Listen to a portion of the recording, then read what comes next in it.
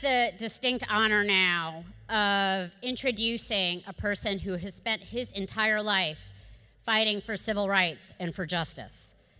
When he was mayor of Newark, long before criminal justice reform was popular, was bipartisan, had broad mass appeal, Senator Cory Booker was fighting in the streets to push for reform, to push for racial justice, and to make change happen. He has always understood how interconnected our fights are, how interconnected our communities are, and why we have to build coalitions to win. He is a movement builder, and there is no question that he is a moral voice in the Senate. But he's not just a moral voice, he is getting things done. And sometimes he is the face of that work and of that push. But I gotta tell you folks, now as being president and CEO of the Leadership Conference, I see how much Senator Booker does behind the scenes for which he never gets credit. The amount of pushing, the amount of reaching across the aisle to make things happen, to make sure that we can have as meaningful a criminal justice reform bill in Congress that can get passed, pushing, morning, noon, and night. With Thomas Farr, and I already said this morning, there's a lot out there, and we should all thank Senator Scott. But there was a person who was having impassioned conversations with him, showing him the record of what Thomas Farr did in North Carolina. Senator Booker was tireless in seeking the defeat of that vote suppressor.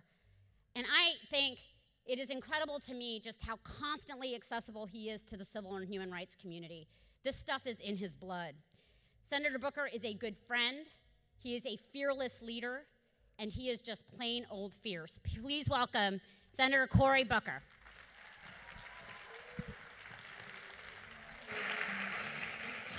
Hello, everybody. Hello, everybody.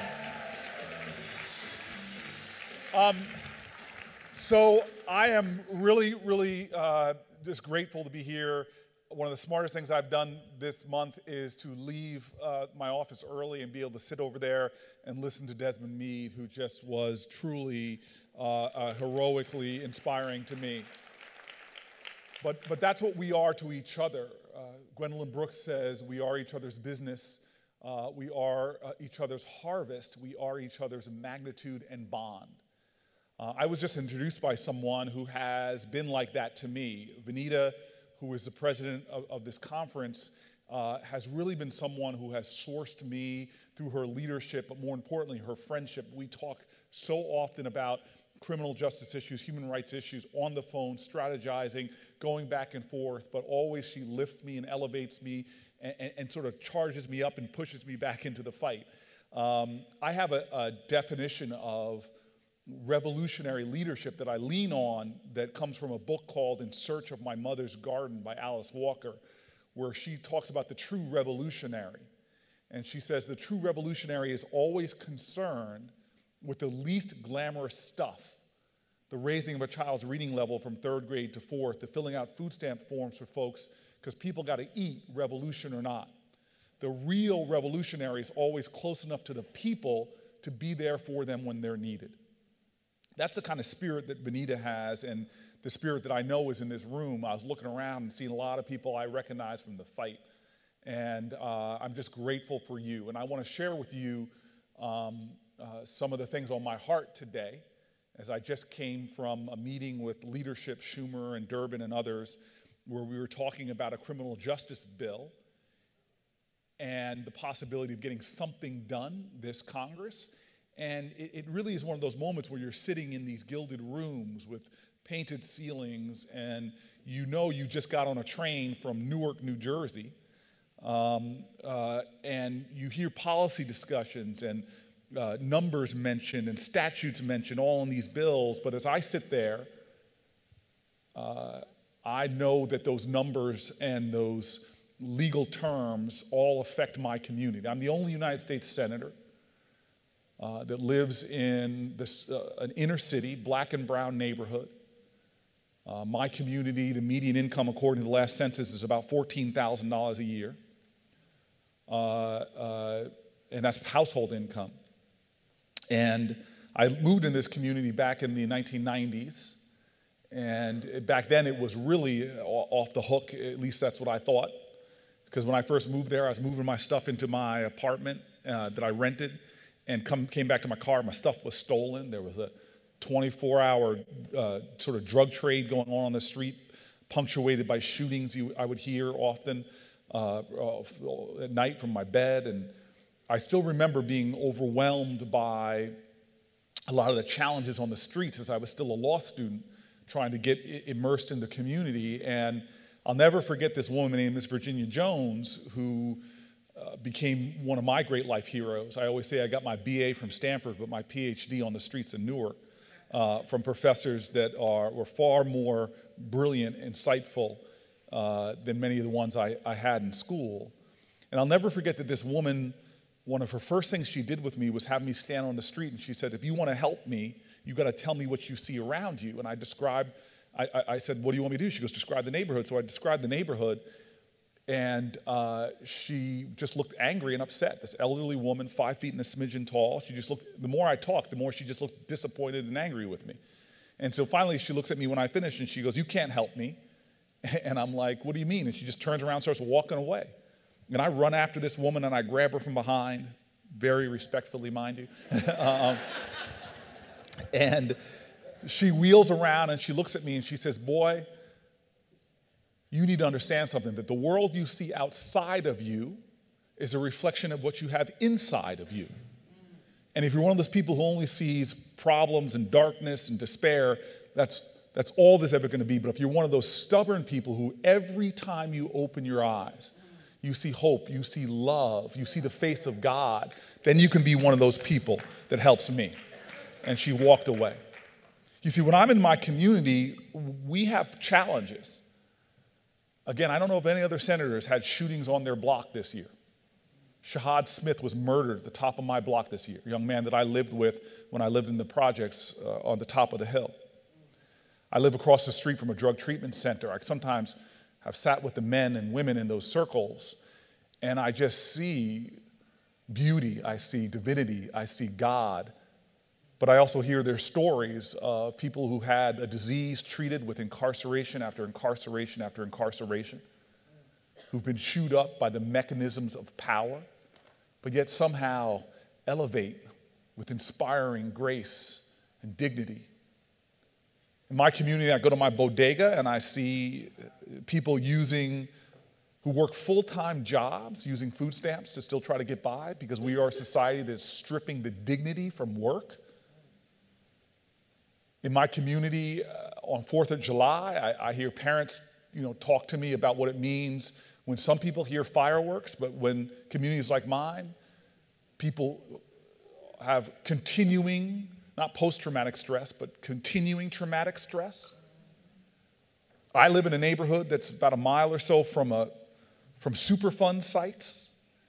Most Americans don't know that Superfund sites are going up, not down in America, because now we have this sort of Grover Norquist, no new taxes. Reagan and Mitch McConnell back years ago authorized a small tax on the most polluting industries to clean up Superfund sites, but they didn't reauthorize it in this day and age. So Superfund sites are festering and growing. Toxic environments are growing. We now know that children born within a mile or two of Superfund sites have 20% higher rates of birth defects, autism. Communities like mine are communities where people realize that some folk have an easier time finding unleaded gasoline than unleaded water. People think Flint, Michigan is an anomaly. There's over 1,000 jurisdictions in America where children have twice the blood lead levels in Flint, Michigan. Can't plant in the soil in my neighborhood. We have a big urban garden. We had to put planter boxes down because you plant in that soil, and the plants are toxic because of the lead. I come to Washington from Newark, from a community which I have lived now for 2 decades. Policies down here matter. I see that the bigotry and the racist policies of decades ago, housing policies that redline neighborhoods, did FHA loans, and created walled-in ghettos. Literally, my family, when we moved to New Jersey, had to get a white couple to pose as us to buy the home I grew up in because they were steering black families away. And so when you have communities in which the air is toxic, the soil is toxic, the water is toxic, in which violence and gunshots give people traumatic stress, where you have shrines on street corners often. And I'm not saying, look, my mayor is an amazing man. He is driving down the violent crime rate, but you still see those shrines of teddy bears and candles on streets where you have a criminal justice system that is dramatically different in this country depending on the geography in which you live. There's no difference between blacks and whites for using drugs or selling drugs. But if you are African American, you're almost 4 times more likely to be arrested for those things. You get more likely to get convicted, more likely to get the mandatory minimum. Where we have a country, as Brian Stevenson says, that treats you better if you're rich and guilty than poor and innocent. The community I grew up in another part of New Jersey, my friends did so many things wrong. This is what Brother Mead was talking about room to fail. Children will fail. From the time they start walking, they will stumble and fall. And in my community I grew up in, a predominantly white community, kids used drugs, experimented with drugs. Kids did crimes. On senior cut day, some of my friends went in to buy alcohol with fake IDs. The place was closed. They kicked in the door, stole cases of beer. That is a felony. They got caught. And what happened? The right thing happened. No charges, no nothing. The right thing happened. Kids in my community in Newark have no margin for those errors. They get chewed into the systems. As we sit here now, there are thousands of children sitting in jails for weeks, if not months, who have yet to even have a trial. And they're sitting in environments that other countries call torture. That's solitary confinement. There has been a national culling in communities like mine, a culling of human beings' potential by pulling more and more people, the most marginalized folks in our community, people who are low income, people who are mentally ill, people who are addicted to drugs, black and brown people. And do not forget the pipeline we have in this country from sexual assault to our prisons. 86% of women in America, in our American prisons, are survivors of sexual assault. And when I come down here to Washington, my community is a part of me now. The debates over these issues, these bills, to me, I see real people in my mind. I know folk in communities. I know that these aren't data points, but human dignity. And what bothers me now is people do not realize that human dignity is indivisible. You cannot assault the human dignity of one American without assaulting the human dignity of all Americans. And now we have this toxic illusion of separateness, to somehow believe that we could have this system of oppression in our country, this cancer on the soul of our country that affects only one part of our body, but is not an urgency and a crisis for the whole body politic. People have no idea what we have done to ourselves, a self-inflicted wound. I see it in my community because of the economic injustice that stems from a system of environmental injustice, of criminal injustice. You see, you have one criminal conviction for a nonviolent drug. Kids in my neighborhood who were arrested for doing things that 2 of the last 3 presidents have done. Sitting there watching yesterday as President Bush was laid in state, and you see people that you know have done the kind of things that kids do, but some folk, their pathways to the presidency. And some folks, the pathway is well-worn to prison. And then when they come out, they are still imprisoned by 40,000 collateral consequences for having that charge that devastate your economic potential. Devastate your economic. You can't get a job at a fast food restaurant in Newark. Can't get taxi licenses, business licenses, loans from banks. Can't get Pell Grants when you come out, and we stripped it away from folk that are in. Part of the best tax dollar you can use is to give people access to education when they're incarcerated.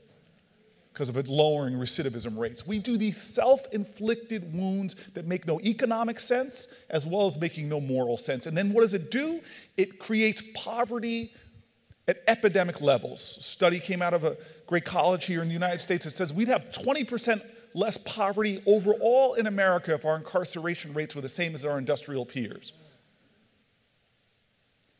And so I sit here today, I have to say, hurting.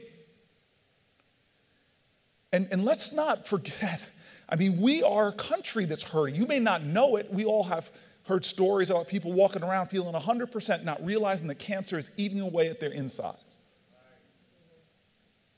There is a brokenness in America. That we profess these values, we stand and salute a flag, and we pledge an oath to the ideal of liberty and justice for all, but that is not the truth. That is an aspirational view for our country. We still have work to do, like every generation before us has had work to do. And I tell you, I feel the hurt. People walk around and we should be kinder and gentler. We should extend more grace because there is pain in this country, unspoken pain, unspoken struggles. And in communities like mine, it's more exposed to the surface. More people see what's going on. You see folks that have their stuff put outside on the street because $400 or $500 in arrears. In a rental system that is geared against so many low-income people who work full-time jobs and play by the rules. You see the brokenness before you. And that's what I love about my community, because there is such grace and understanding and compassion and empathy, like Miss Virginia Jones, that says, look at that person. Don't look down at the person. See the divinity and the dignity that they possess. See the connection that your spirit and soul has. See how your very attitude when you encounter them creates the environment either to continue that injustice or to address that injustice.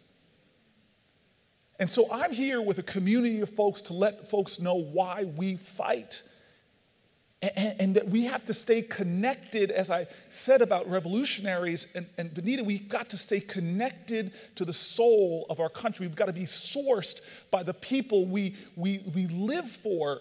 We've got to elevate the ideals of this nation so that when we say indivisible, that has meaning, a spiritual meaning to it. When we say united, that has a spiritual meaning to it. When we swear to justice, that is a call to the conscience of our country. We have got to continue to make folk uncomfortable. Because we have grown far too comfortable with injustice. I've been reading a lot of King recently. There's a great book I recommend of his writings called The Radical King.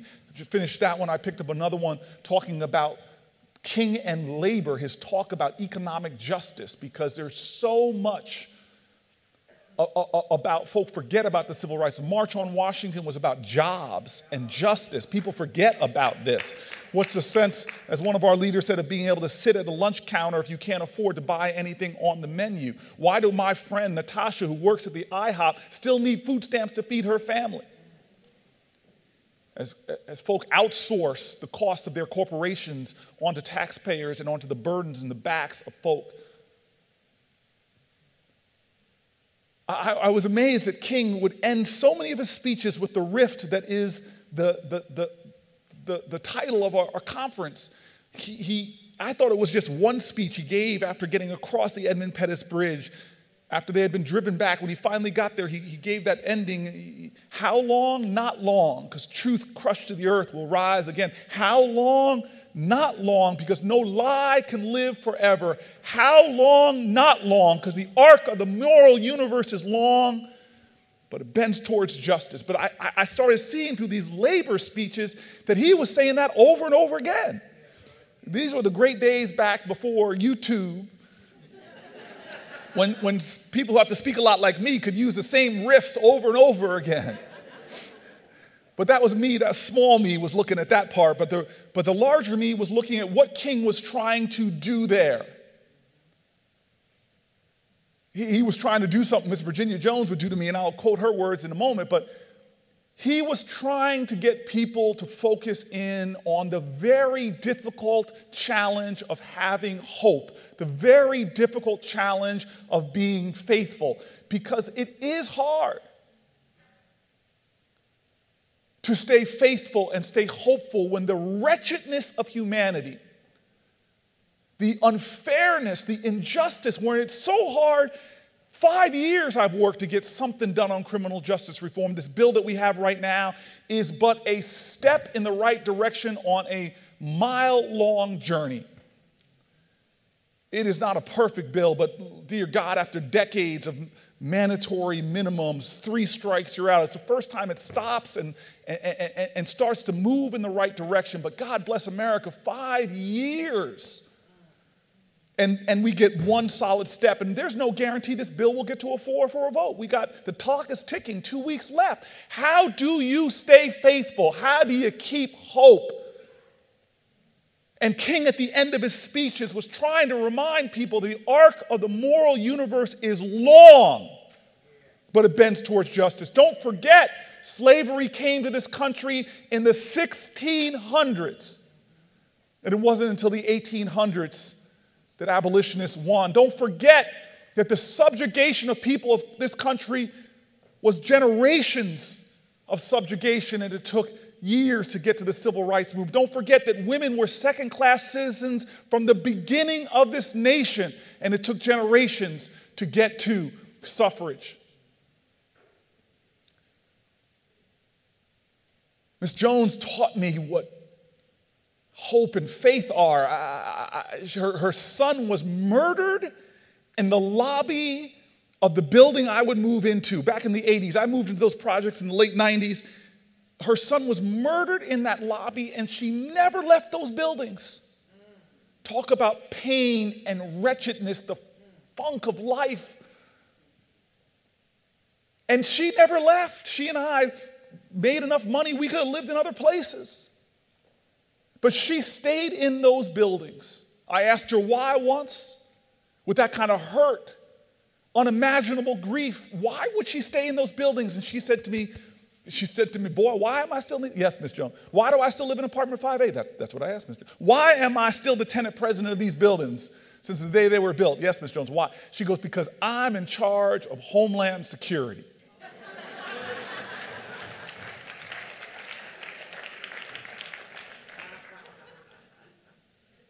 You have a choice every moment of your life to accept things as they are or take responsibility for changing them. We have agency in this room. We have power in this room. Alice Walker said the most common way people give up their power is not realizing they have it in the first place. Ms. Jones taught me that hope, don't sit around here waiting for hope. That's what King was trying to say. Don't wait on hope.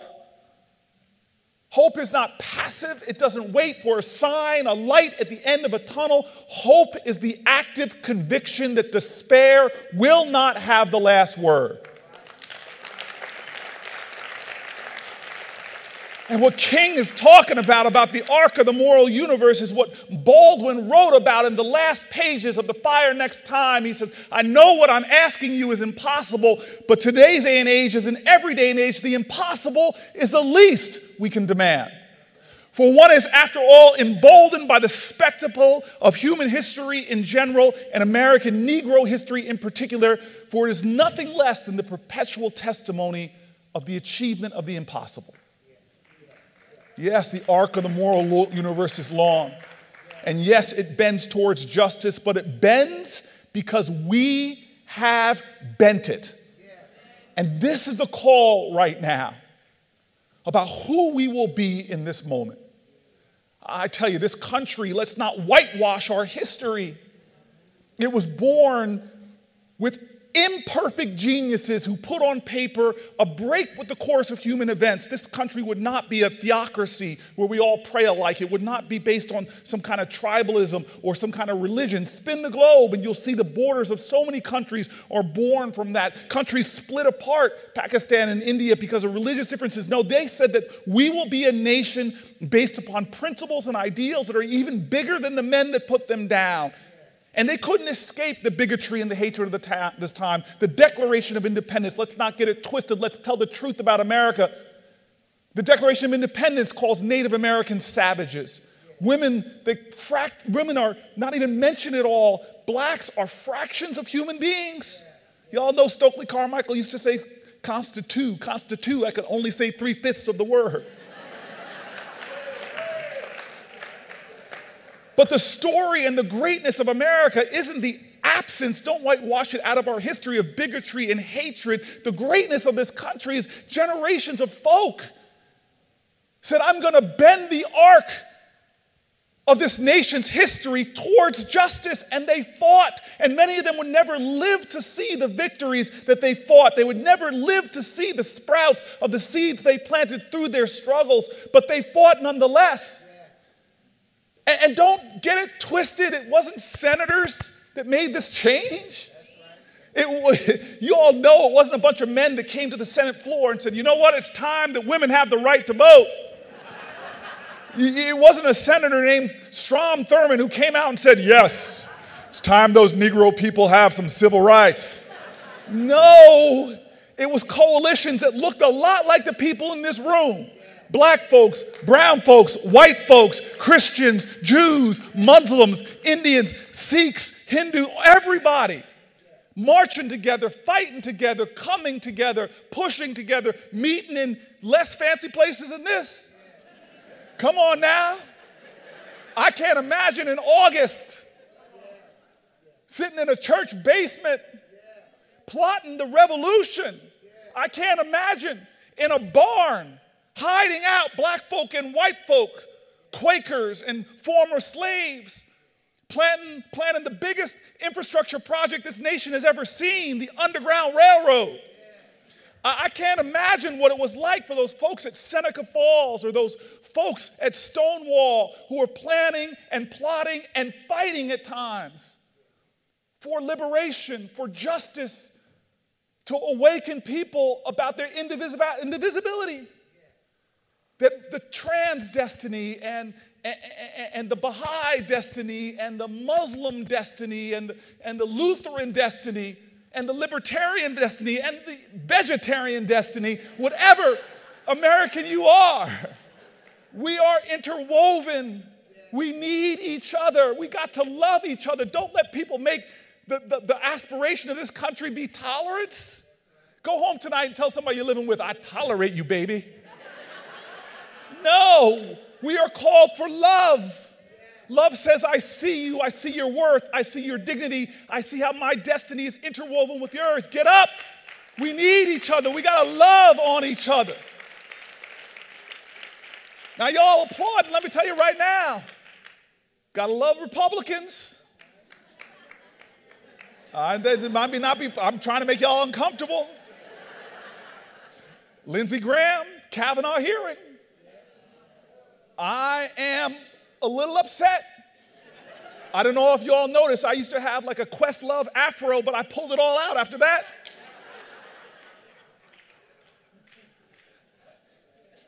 Unconditional love. I can hate the sins, but I'm not going to hate a person, the sinner. I'm not going to hate you because I have sinned. I've made mistakes. I've slipped into the wretchedness.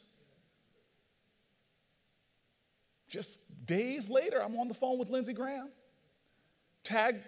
double team in the White House about getting an effective ban on juvenile solitary confinement into the bill. It's in the bill now.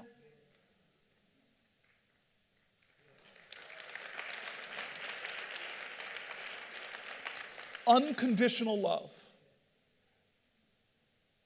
So let me end with that. Because as much as we want to point fingers and make it about other people, it's always going to come down to us. That's why I walked in this room. I wanted to get here early. I scrambled to get here early because I need you all. Because the essence of who I am is always going to be that young guy, law student, moving into a community of folks and the funk of that community and the challenges of that community and finding home and fellowship like I had never experienced in my life, finding people that embraced me despite myself. Miss Jones may have left me on that street after preaching to me about what I see, but she didn't give up on me. I made mistakes. I'm proud of my record as mayor, but I made mistakes. And the forgiveness I found, the grace that I found, I now realize in America we need a revival of civic grace where we embrace each other again and revive that love, that spirit of commitment to one another written into that imperfectly perfect document, the Declaration of Independence, that ends with a declaration of interdependence. We must mutually pledge to each other our lives, our fortunes, and our sacred honor. God, we need that sacred honor. But it all comes back to me. It all comes back to you. And I'll end with my imperfections. I lived in these projects. I told you it was tough living. Roaches, mice. I could heat and hot water intermittent, but it was community. It was what King called for, the beloved community. I found it in the projects in Newark. Folk who looked out for each other and cared about each other. I would come home at night from hard, long days and, just hang out in my lobby. Kids hung out in my lobby. I watched them grow up. They were teenagers now. They hung out. There was a crew in my lobby. The Hassan Washington was the head of the crew, and I used to look at him and I go, oh my God, I have come my whole life and I have found my father again. Because my dad grew up in the mountains of North Carolina to a single mom, lived with his grandmother for a while. Hassan was living with his grandmother 4 floors below me, and the two of them had the same wicked sense of humor, the same charm, natural leadership gifts. And my father, because of the grace and kindness of people that would not let that child fail, came out of depths of poverty, going back to slavery, on to college from a church collection to get him enrolled at a HBCU called North Carolina Central. His civil rights movement happened while he was there. His story is a story about the conspiracy of love, about Americans being there, fighting the big battles, but never forgetting about that child. Well, I walked into this lobby, the crew, Hassan and his folks, and I saw them trying to hide it. I walk in, and I smell marijuana.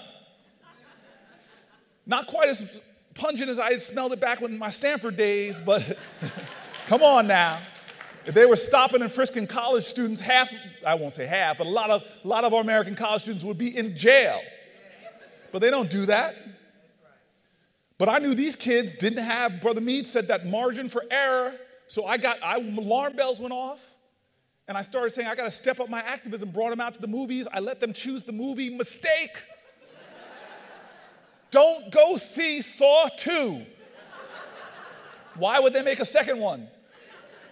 Took them out and started saying to them, I'm going to hook you each up with mentors and da-da-da. But I got busy. Why did I get busy? Because I was running for mayor. And the big goal I was thinking about, the big office. And so I didn't follow through on the things I said I was going to do with them, but I would still come home into that lobby during the campaign, and they would cheer me on. I'd walk through these kids, and I tell you, it was amazing. They would greet me chanting the name and the title I sought, Mayor Booker, Mayor Booker. They had lawn signs, waving them around. I got in that elevator so happy till I realized, where did they get those lawn signs from? They're expensive. If anybody's run campaigns, they're expensive. I won the election. I had death threats against me. FBI warned us, so they put police all over the place. There were police stationed in the projects, in the lobby outside, the safest they'd ever been. But the kids, I don't care who you are.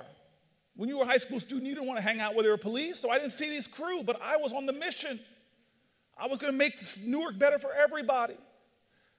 The early days, there was lots of shootings going on in Newark. It was the heat of the summer, and I used to run to the street corners where shootings happened and give street-level sermons, talking to people about the plans, about us coming together. One day, about a month after I'd been elected, I come to a street, Court Street, near Broad Street, body being covered, another one being put in the ambulance, one dead, and I barely affirmed the humanity sprawled out before me. I turned to minister to the living. That day I got home to try to steal a couple hours of sleep, sat on my bed at the top of those projects, looked at my BlackBerry, and there was a name, Hassan Washington.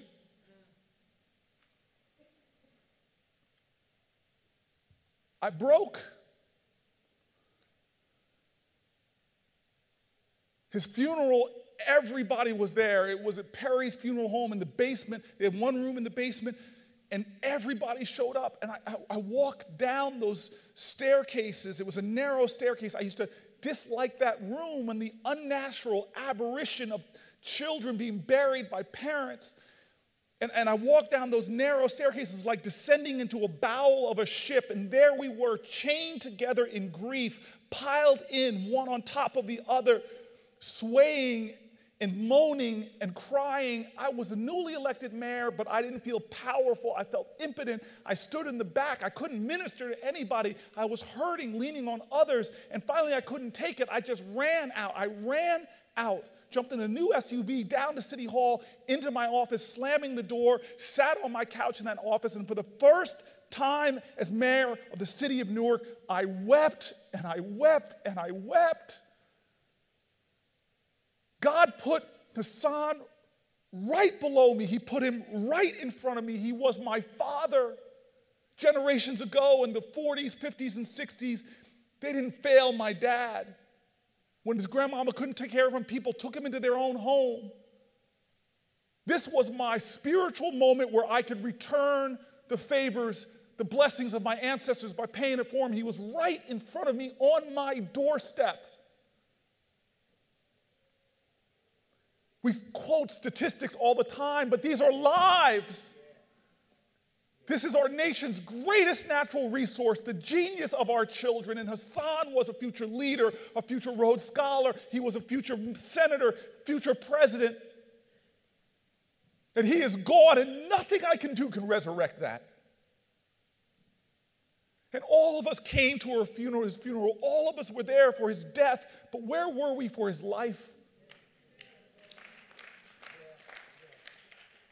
And so now I say to everyone here, I don't need to preach to you all about the pain in our communities, about the hurt, about the grievous losses of our national treasure, about how every day that goes by that we don't move Washington, move our state houses every single day, that we tolerate the unimaginable, like more African Americans under criminal supervision than all the slaves in 1850, the unimaginable.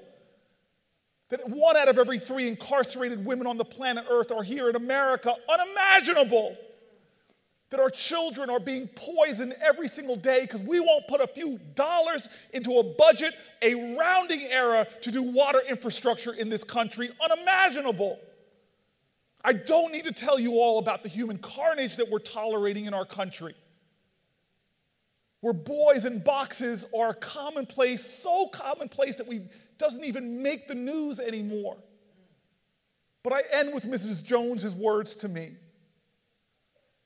Words I repeated to myself on that couch, weeping into my hands. Words I've repeated on day after day in the Senate, where I bang my head against the wall of what seems to be implacable resistance. Yes, I repeat the words of King. How long, not long? Yes, I repeat the words of Douglas.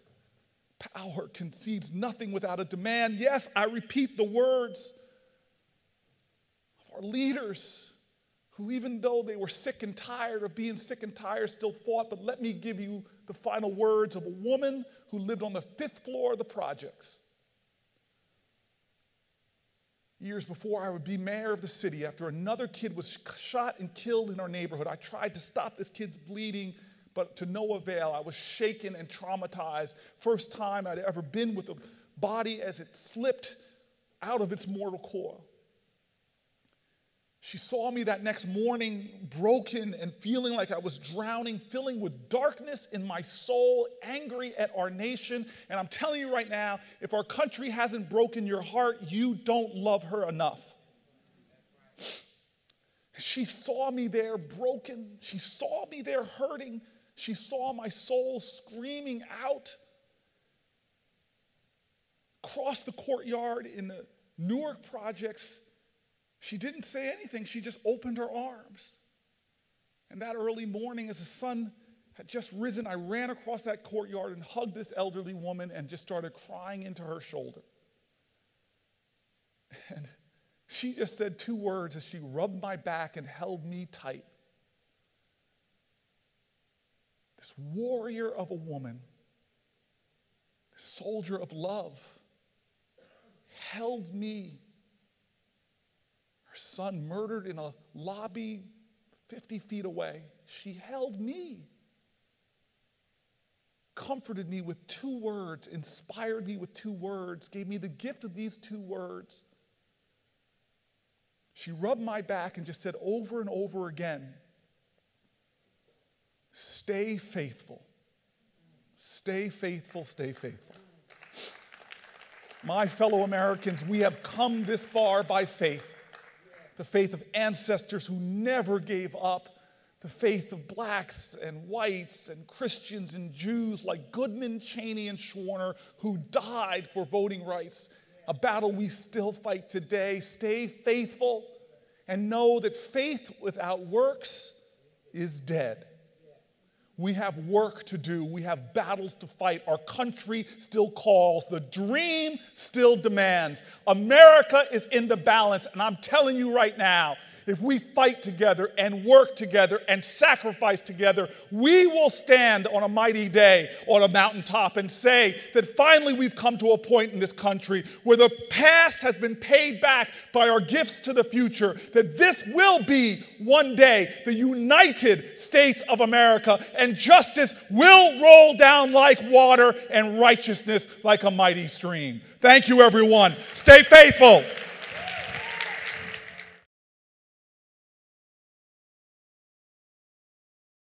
There's only one daily digital show out here that keeps it black and keep it real as Roland Martin Unfiltered. Because guess what? We come back live January 3rd. The blackest show on all of digital, cable, and broadcast. See that name right there? Roland Martin Unfiltered. Hello. Y'all want some of this? /Roland S. Martin. And don't forget to turn on your notifications. There's only one show out here, folks, in the digital world that's focused on you. Because here's the piece. I ain't afraid of Fox News. Come back live January 3rd. All right, folks, back to our Roland Martin Unfiltered video in just one moment. Now, a word from one of our Roland Martin Unfiltered partners. You've heard me say it before, and I will say it again. Write down this website, marijuanastock.org. That's marijuanastock.org. I'm going to tell you why it matters. Legal marijuana has grown to become a $9 billion industry in roughly 6 years. Forbes magazine predicts the market will continue to grow to nearly $50 billion in the next 10 years. So whether you like it or not, legal marijuana is a growing industry, and it is only going to get bigger. Now, if you're an investor, you get it. You look for business models that are easy to understand in industries that are trending up. Our friends at Transatlantic Real Estate made their business very simple. They buy land that supports legal marijuana operations and lease it to high-paying tenants. So you are investing in the landlord of a licensed marijuana farm. Stop working so hard for your money. Let your money start working for you by investing in the legal cannabis industry. You can invest as little as $300 up to $10,000. But you can't wait. This crowdfunding opportunity is only available for a few more days. They say that you either make things happen, watch things happen, or sit around wondering what happened. Don't be the person watching and wondering. Don't let another investment boom get away from you. It's time to make something happen for you, your finances, and your family.